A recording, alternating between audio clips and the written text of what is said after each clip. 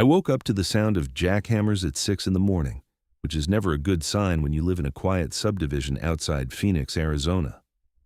My wife, Jennifer, had already left for her nursing shift at the hospital, so I stumbled out of bed alone, threw on some jeans and a t-shirt, and walked outside to see what the hell was happening on my property. What I saw made my blood run cold. A crew of workers in bright orange vests were spreading fresh asphalt over my front yard, specifically over the area where my private well had been located for the past 15 years.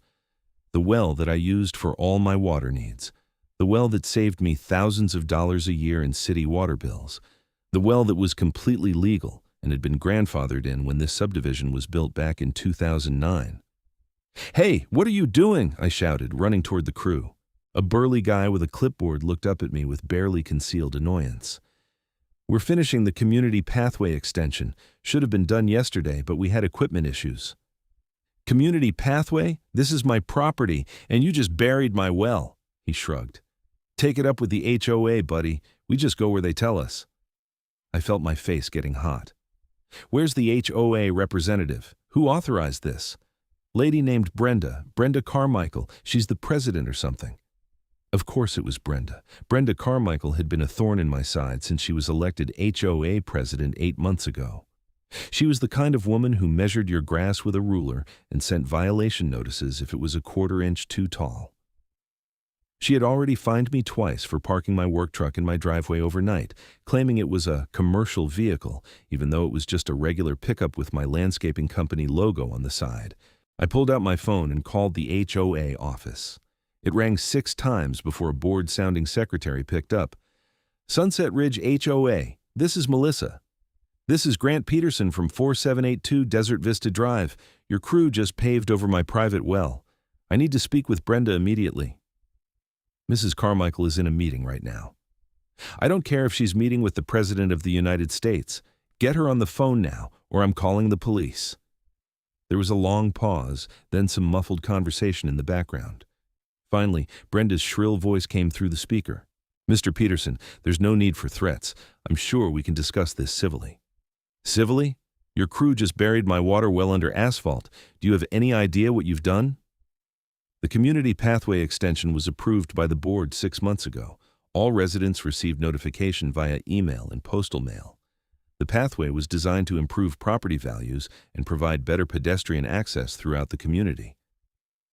"I don't care about your pathway. It's on my property, and you destroyed my well." "Actually, Mr. Peterson, if you check your property survey, you'll find that the pathway easement is on HOA common ground. Your property line is actually 6 feet further back than you think." I felt like I'd been punched in the stomach. "That's impossible. I had the property surveyed when I bought this house." "Then perhaps you should check again. Regardless, the work is complete, and the asphalt is already setting.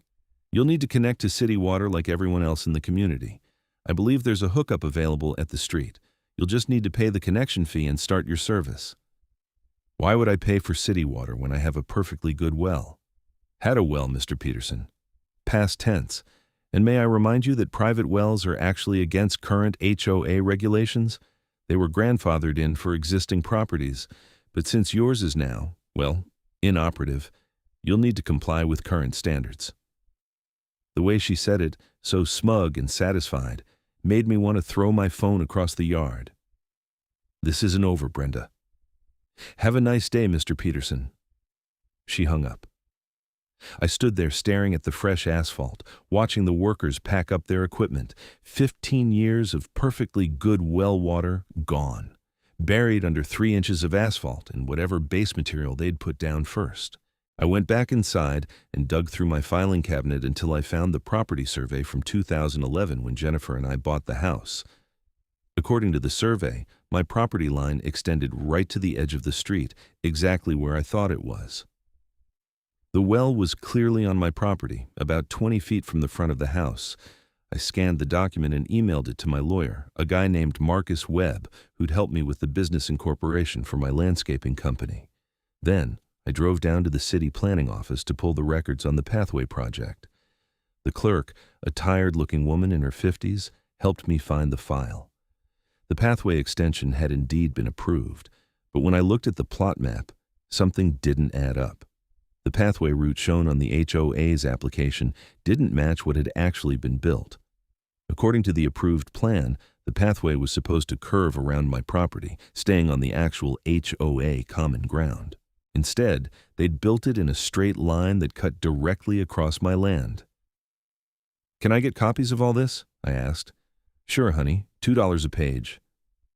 I paid for copies of everything, the original application, the approved plans, the permits, all of it. Then I drove to the county recorder's office and pulled my property deed and the most recent survey on file. Everything confirmed what I already knew. That pathway was on my property, and they had no right to build it there. By the time I got home, it was almost noon. I called Marcus. "Grant, I got your email. This is pretty cut and dried, man. They built on your property without permission. That's trespassing and destruction of property." "So what do I do?" "Well, first thing is to document everything. Take photos, get statements from neighbors if anyone saw what happened. Then we send a formal demand letter to the HOA requiring them to remove the pathway, restore your well, and compensate you for damages. And if they refuse, then we sue. But let's start with the letter. Sometimes that's enough to make people see reason." I spent the rest of the afternoon taking photos from every angle, measuring distances, and knocking on neighbors' doors. Most people were sympathetic but didn't want to get involved. The HOA had a reputation for being vindictive. One guy, an older man named Fred, who lived 3 houses down, did agree to give me a statement. "I saw the whole thing," Fred said. "They started at 5 in the morning. Brenda was out here directing them, telling them exactly where to put the pathway. I thought it looked wrong, the way it cut through your yard, but I figured maybe you'd agreed to it. Did you see them cover the well?" "Oh yeah, one of the workers actually stopped and asked Brenda about it. She told him not to worry, that it was being decommissioned anyway. The guy looked uncomfortable, but he did what she said. Would you be willing to put that in writing?" Fred hesitated, then nodded. "Sure. Brenda's gone too far this time. Someone needs to stand up to her." 2 days later, I got a letter from the HOA. Not an apology, not an offer to fix things, but a bill. They were charging me $347 for unauthorized structure removal and site preparation. The unauthorized structure was my well. They were actually charging me for destroying my own property. I called Marcus immediately. "They did what?" He sounded like he couldn't believe it. "They sent me a bill for removing my well." "Okay, that's it. We're filing suit. This is beyond unreasonable." That same week, I received another letter, this one from the City of Phoenix Water Department. It informed me that I was required to connect to city water within 30 days or face fines for operating a residence without an approved water source. When I called to explain that I'd had a well until the HOA destroyed it, the person on the phone was sympathetic but unhelpful. "I understand your situation, sir, but our records show no active well permit for your address. Without a functioning well, you need city water. The connection fee is $1,200, and your monthly bill will depend on usage." "Can I just dig up my old well and reconnect it?" "You'd need to apply for a well permit, have the well inspected, test the water quality, and get approval from the health department. That process typically takes 3 to 6 months. I didn't have 3 to 6 months. I needed water now. Jennifer was already complaining about the pressure issues we'd been having since the well was destroyed.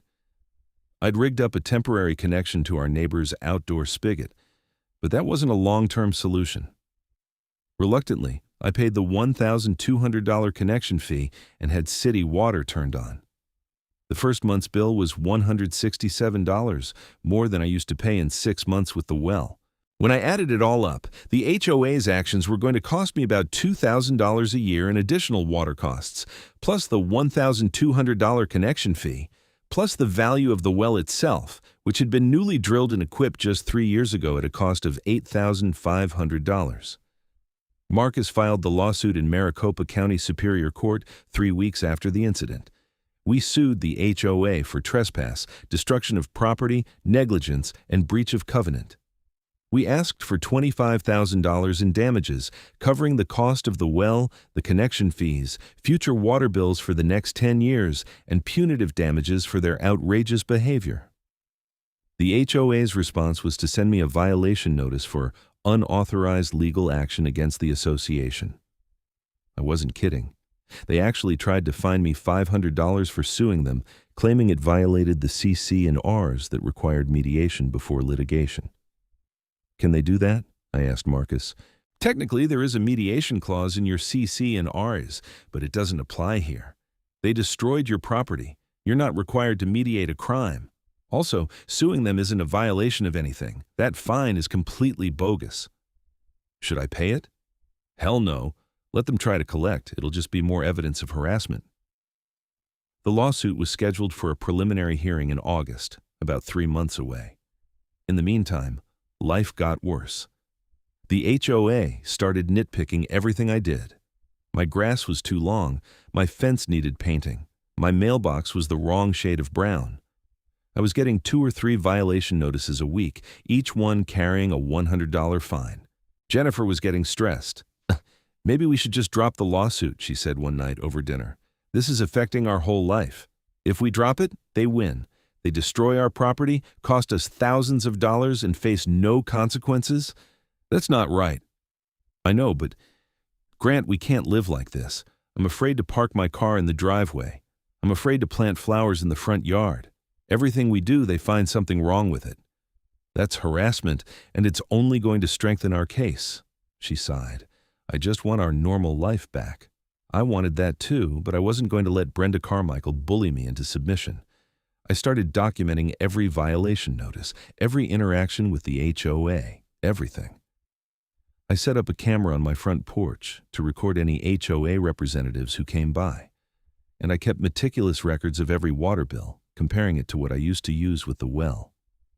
One afternoon in July, I came home from a landscaping job to find Brenda herself, standing in my driveway with a tape measure. She was measuring the distance between my truck and the garage door. "What are you doing?" She didn't even look startled. "Your vehicle is parked in violation of Section 4.7 of the CC and RS, which states that vehicles must be parked completely within the garage or on the designated parking pad. Your truck is extending 3 inches past the pad boundary." 3 inches? Are you serious? Rules are rules, Mr. Peterson. I'll be sending you a violation notice. You do that, and my lawyer will add it to the list of harassment claims. That got her attention. She straightened up and fixed me with a cold stare. It's not harassment to enforce the rules.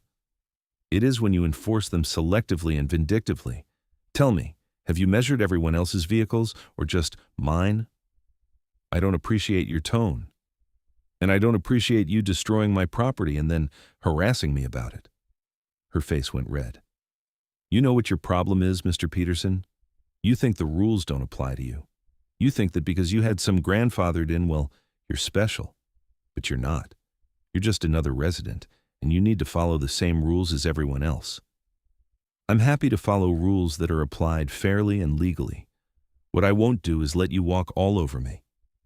She turned and stalked back to her white Mercedes SUV. As she drove away, I noticed she had a custom license plate frame that said HOA Queen. It would have been funny if it wasn't so accurate. The preliminary hearing arrived in mid-August. The courthouse was downtown, a modern building with too much security and not enough parking. Marcus met me outside, carrying a thick briefcase full of documents. "How are you feeling?" he asked. "Ready to nail her to the wall." "Let's focus on the facts. We have a solid case. Don't let your emotions take over." The hearing was in front of Judge Patricia Morrison, a no-nonsense woman in her 60s who looked like she'd heard every excuse in the book. Brenda was there with the HOA's lawyer, a slick guy in an expensive suit named Richard Kane. Judge Morrison reviewed the initial pleadings, then looked up at both parties. "This seems fairly straightforward to me. Mr. Kane, did your client build a pathway on Mr. Peterson's property?" "Your Honor, the pathway was built on HOA, common ground according to the approved site plan. Mr. Peterson's property survey is outdated and incorrect." "Do you have evidence of that?" "We have a survey commissioned by the HOA that shows the property line is 6 feet further back than Mr. Peterson claims." Marcus stood up. "Your Honor, we have the county recorder's official survey on file. The HOA's survey was done by a company owned by one of the board members. It's not impartial." Judge Morrison frowned. Is that true, Mr. Kane? The surveyor is a licensed professional, Your Honor. The fact that he sits on the HOA board doesn't invalidate his work. It does raise questions about objectivity, though. I'm going to order an independent survey by a court-appointed surveyor. In the meantime, I'm issuing a temporary restraining order preventing the HOA from assessing any fines or penalties against Mr. Peterson until this matter is resolved. Brenda's face went pale. Her lawyer leaned over and whispered something to her, but she just shook her head vigorously. Your Honor, Kane said, such an order would prevent the HOA from fulfilling its duties to maintain community standards. Mr. Peterson can still be required to follow the rules, Judge Morrison said, but given the allegations of harassment, I'm not comfortable allowing the HOA to levy fines while this case is pending. The survey should be completed within 30 days. We'll reconvene after that. As we left the courthouse, Marcus was grinning. That went better than I expected. The restraining order is huge. What about the survey? If it confirms what we already know, and I'm sure it will, the HOA is going to be in serious trouble. 3 weeks later, the court-appointed surveyor finished his work. His report was clear and unambiguous. The pathway was on my property, extending approximately 8 feet into my lot. The HOA's survey was inaccurate and not consistent with recorded boundary descriptions. We reconvened in court in early September.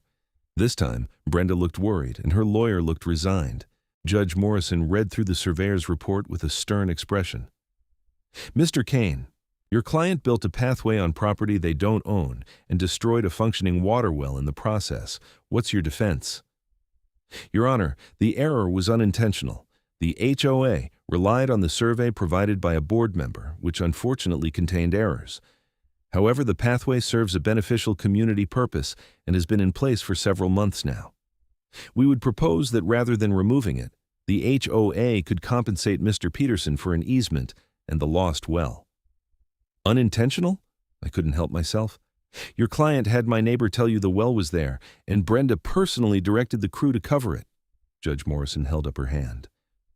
Mr. Peterson, please let your attorney speak for you. Marcus stood. Your Honor, we have affidavits from witnesses stating that Mrs. Carmichael was aware of the well's location and specifically directed workers to pave over it. This wasn't a mistake. It was intentional destruction of property.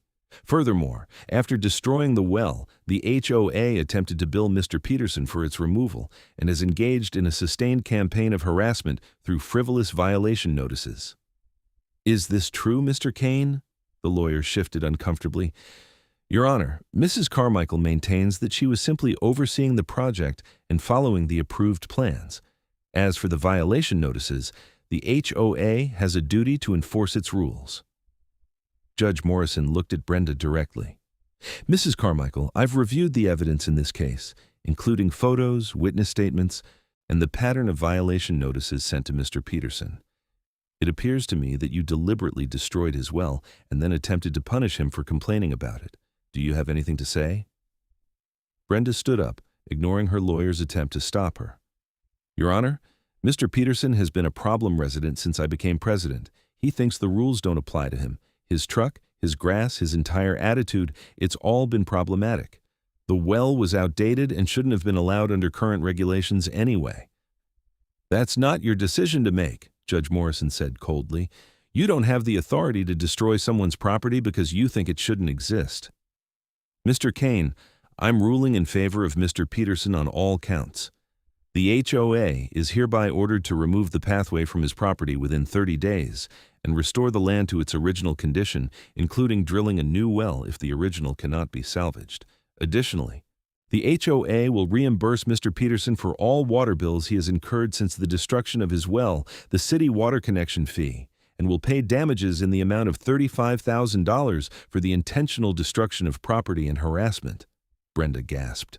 $35,000? That's ridiculous.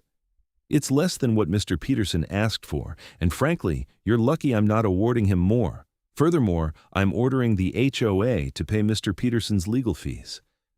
Do you understand the ruling? Kane nodded wearily. Yes, Your Honor. Good. And Mrs. Carmichael, let me be very clear. If you engage in any further harassment of Mr. Peterson, If you send any more frivolous violation notices, if you retaliate in any way, I will hold you personally in contempt of court. Are we clear?" "Yes, Your Honor," Brenda muttered, her face bright red. As we left the courthouse for the second time, I felt like I could finally breathe again. Marcus clapped me on the shoulder. "Congratulations, man. That was a total victory."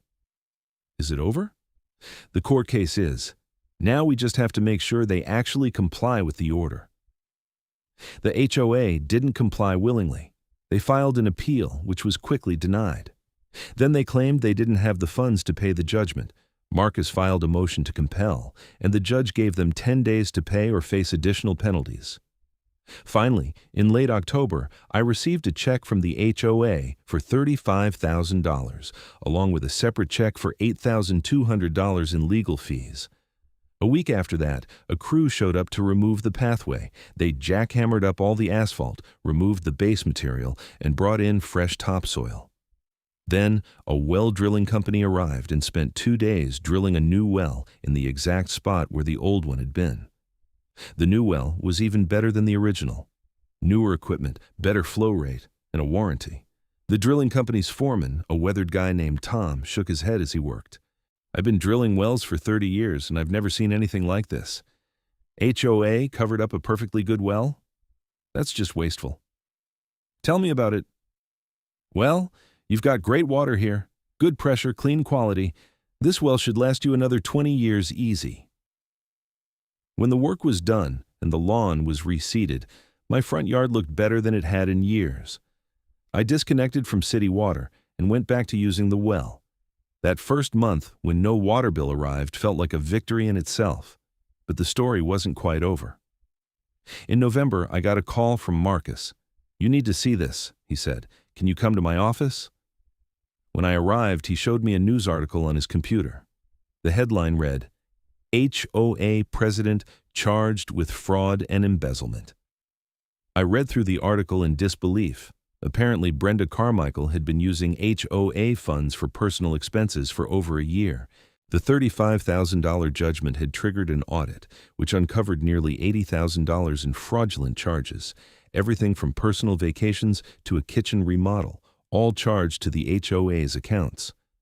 Brenda claimed they were legitimate business expenses, but the evidence was damning.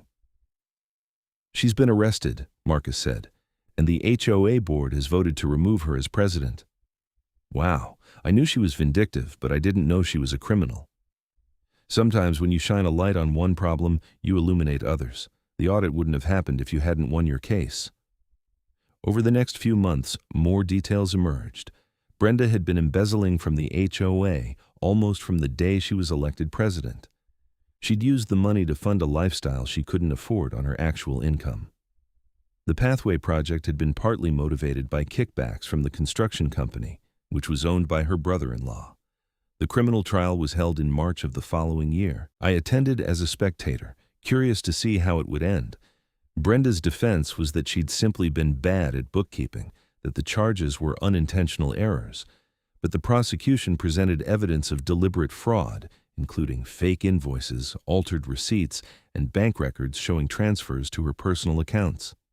The jury deliberated for less than 4 hours before finding her guilty on 15 counts of fraud and embezzlement.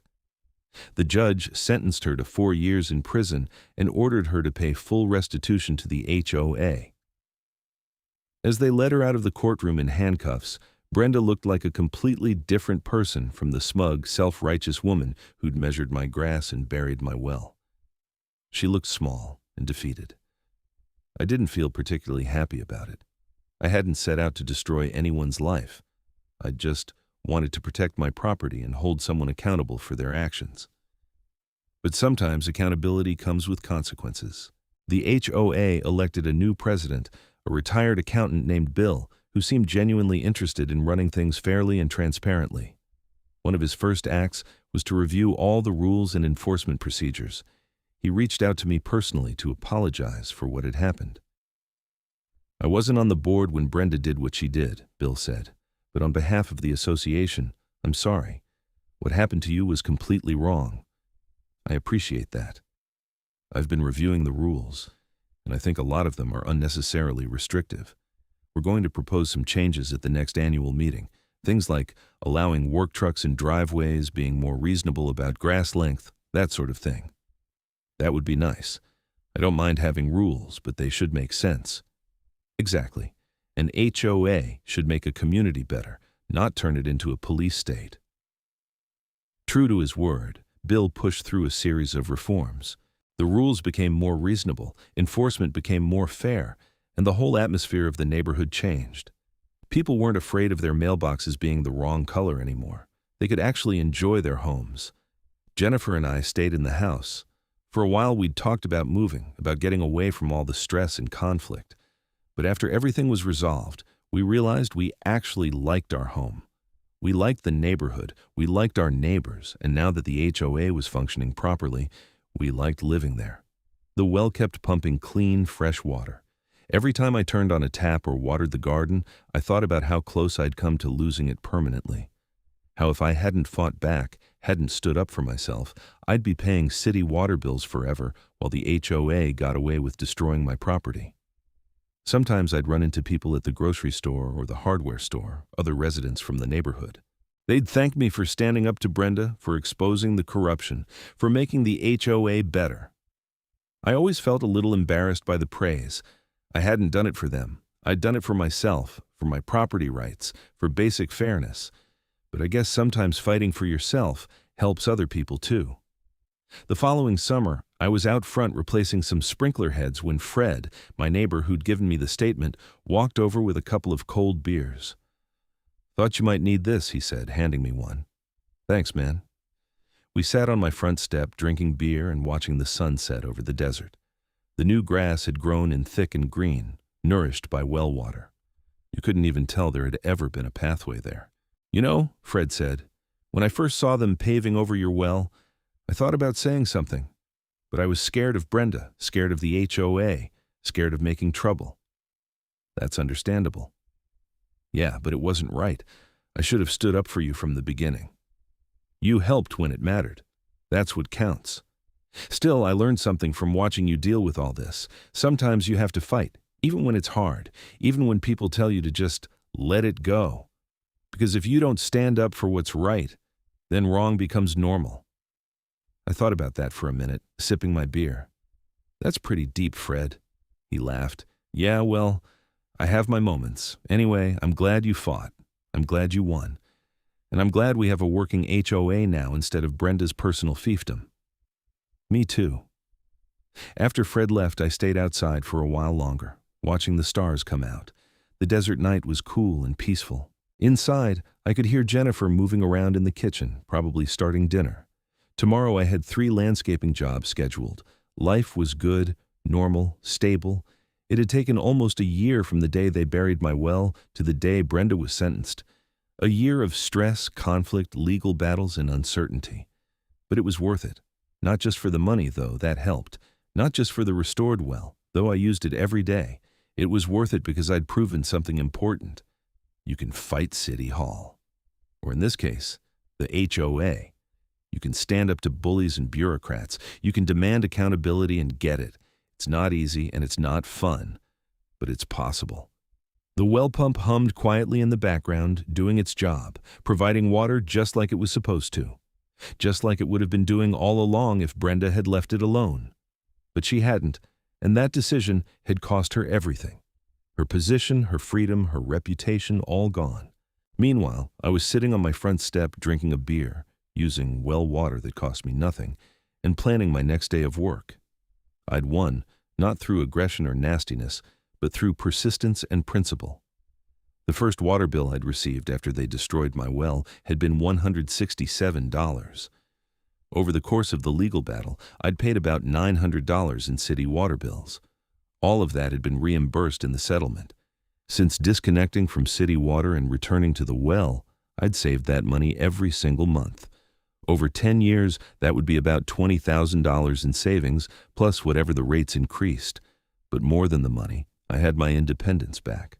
I wasn't beholden to the city for one of the most basic necessities of life. I had my own water source, clean and reliable, right under my own property.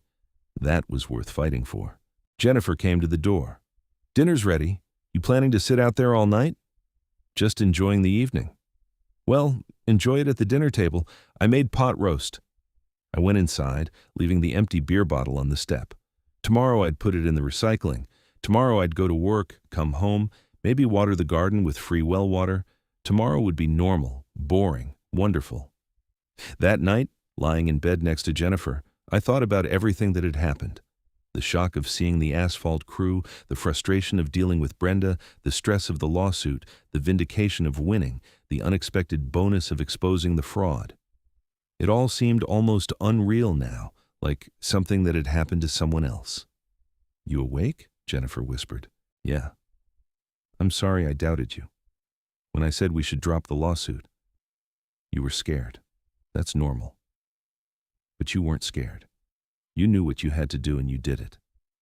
"I was scared," I admitted. "I was terrified we'd lose, that we'd be stuck with legal bills and Brenda would be even worse. But I was more scared of what would happen if we didn't fight, if we just accepted that someone could destroy our property and face no consequences." She was quiet for a moment. "I'm proud of you." "Thanks, I'm just glad it's over." But even as I said it, I knew it would never really be over. The experience had changed me. I'd learned that I could fight back, that I could win, that standing up for yourself wasn't just possible, but necessary. That lesson would stay with me for the rest of my life. I'd also learned something about community and authority. The HOA was supposed to serve the residents, not rule over them. When it became a tool for one person's power trip, it damaged everyone. But when it functioned properly, when it was accountable and transparent, it could actually make things better. The new HOA board under Bill's leadership was proving that. They'd repaired the damage, not just to my property, but to the whole community's trust. They'd implemented financial controls to prevent future embezzlement. They'd revised the rules to be more reasonable and fair. They'd turned the association into what it was supposed to be, a way for neighbors to work together for common goals. I finally drifted off to sleep around midnight, the sound of the well pump a quiet background hum. That pump would run for decades, pulling water from deep underground, providing for my family's needs. It was a simple thing, really, just a mechanical device doing what it was designed to do. But it represented something bigger: autonomy, self-reliance, the right to use your own property in reasonable ways. The next morning, I woke up early and made coffee. The water from the tap tasted clean and fresh, the way well water always does. City water has a chlorine taste that I'd never liked, and going back to it during the lawsuit had been a constant reminder of what I'd lost. Now, every glass of water was a small victory. I spent the day working on a commercial property downtown, installing a new irrigation system for an office complex. It was good work, honest work, and my business was doing well. The legal battle with the HOA had actually helped in an unexpected way. Several clients had read about the case in the local news and been impressed that I'd stood up to the association. They figured if I was willing to fight for what was right in my personal life, I'd be reliable and honest in my business dealings. They were right. When I got home that evening, there was a letter in the mailbox from the Maricopa County Superior Court. For a moment, my heart sank. What now? But when I opened it, I found it was just a notification that the case was officially closed, all judgments satisfied, no further action required. I stood there in my driveway, holding the letter, and felt a wave of relief wash over me. It really was over. Completely, finally, officially over. Jennifer saw me from the window and came out. "What is it?" "The court case. It's officially closed." She hugged me tight. "Thank God. No more lawyers, no more court dates, no more Brenda." "No more Brenda," I agreed. That weekend we had a small party. Just a few neighbors, Fred and his wife, a couple other people from the street who'd been supportive during the whole mess. We grilled burgers and drank beer and celebrated the return of normalcy. Fred raised his beer in a toast. To Grant, for having the balls to fight back and the brains to win. Everyone cheered and drank. I felt embarrassed but also proud. I'd done something difficult and done it right. As the party wound down and the sun set, I found myself back at the wellhead, looking at the neat concrete cap and the electrical box that controlled the pump. It was such a simple piece of infrastructure, but it had become symbolic of something much larger. Property rights matter. The ability to use your own land in reasonable ways matters. Holding people accountable for their actions matters. Standing up to bullies matters. All of these principles had been tested over the past year, and they'd held up. I thought about Brenda in prison, probably still convinced she'd been right, that I was just a problem resident who deserved to be punished. Some people never learn. They never understand that rules apply to everyone, including themselves, and that authority comes with responsibility. But I also thought about Bill and the new board, working to rebuild trust and create a functional community organization. They were proving that people could learn, could do better, could fix what was broken. The well pump kicked on with a quiet hum, triggered by someone inside using water. The sound made me smile. My well, on my property, providing for my family's needs, exactly as it should be. In the end, that's all I'd wanted. Not revenge, not fame, not even the money, though that was nice. I just wanted what was mine, what I'd paid for, what I had a right to use. And I'd been willing to fight for it. The lawsuit had cost me time, stress, and energy. But it had been worth every minute, because the alternative was to roll over, to let Brenda and the HOA get away with destroying my property, to become a victim. And that wasn't who I was. I went back inside, where Jennifer was loading the dishwasher with paper plates and cups from the party. She looked happy, relaxed in a way she hadn't been for months during the legal battle. "What are you thinking about?" she asked. "Just that we made the right choice, fighting instead of giving up." "No question. I can't imagine paying those city water bills every month for the rest of our lives." "It wasn't really about the money, though." "I know, it was about principle, about not letting them push you around." "Exactly." She dried her hands and came over to hug me. "You're a good man, Grant Peterson. I'm lucky to have you." "I'm lucky to have you too, even when you thought I was crazy for suing the HOA." She laughed. "Okay, I did think you were a little crazy, but you were right." That night, I slept better than I had in a year. No nightmares about losing the house, no anxiety about legal bills, no anger about the injustice of it all. Just peace. Over the following months, life settled into a comfortable routine. Work was steady, the house was peaceful, and the HOA was actually functional. Bill invited me to join the board at one point, but I declined. I'd had enough of HOA politics to last a lifetime, but I did appreciate the offer. The well kept working perfectly. I had it serviced annually, just to make sure everything was in good condition. The technician who came out was always impressed by the quality of the installation and the clarity of the water. "You're lucky to have this," he said during one visit. "A lot of areas don't have good groundwater anymore. But this aquifer is solid. You'll have water here for generations." Generations. I like the sound of that. Maybe someday our kids would live in this house, would use this well, would benefit from the fight I'd fought. That made it all seem even more worthwhile. I ran into Bill at the grocery store one afternoon, about a year after the case closed. We chatted for a few minutes about neighborhood stuff, upcoming projects, routine HOA business. "You know," Bill said as we were saying goodbye, "what you did, standing up to Brenda, it really changed things. Not just for you, but for everyone. People aren't afraid anymore. They know the HOA works for them, not the other way around." "That's how it should be." "Absolutely. But it took someone like you to make it happen. So thank you." I drove home thinking about that. I'd never set out to be some kind of neighborhood hero. I'd just been defending my property. But Bill was right that the effects had rippled outward. Other residents were more engaged now, more willing to speak up, more confident that their voices mattered. The lawsuit hadn't just saved my well, it had saved the whole community from Brenda's corruption and abuse of power. That was worth something. As I pulled into my driveway, I saw the spot where the pathway had been, now just grass and desert landscaping. You couldn't tell anything had ever been there. Nature and time had healed the physical wound. The other wounds, the stress and fear and anger, those had healed too. I'd learned a lot over the past year and a half, about legal systems and property rights and HOA regulations. But more importantly, I'd learned about myself. I'd learned that I could stand up to intimidation, that I could persevere through a long fight, that I could win against someone with institutional power. Those lessons were valuable, not just for this situation, but for life. Because there would always be people like Brenda, people who thought they could push others around, people who abused whatever power they had. And there needed to be people willing to push back. I went inside and poured myself a glass of water, straight from the tap. Cool, clean, free well water. I raised the glass in a silent toast to myself, to Jennifer, to Marcus, to Fred, to everyone who'd helped me win this fight.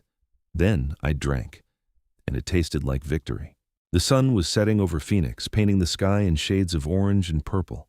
Another day was ending, and tomorrow would bring new challenges, new opportunities, new moments of everyday life.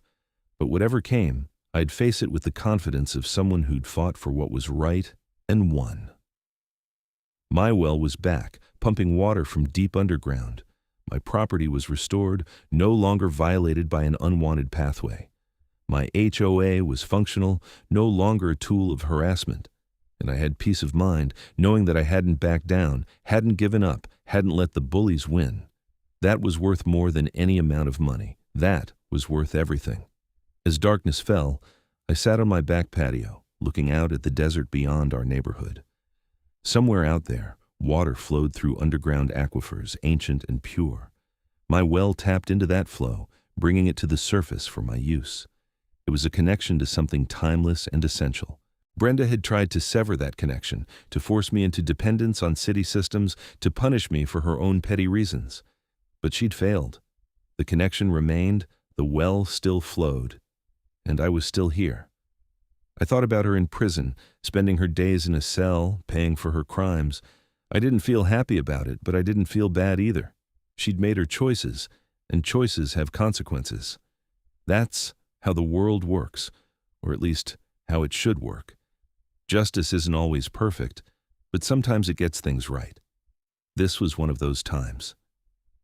Jennifer joined me on the patio with 2 glasses of wine. We sat together in comfortable silence, watching the last light fade from the sky.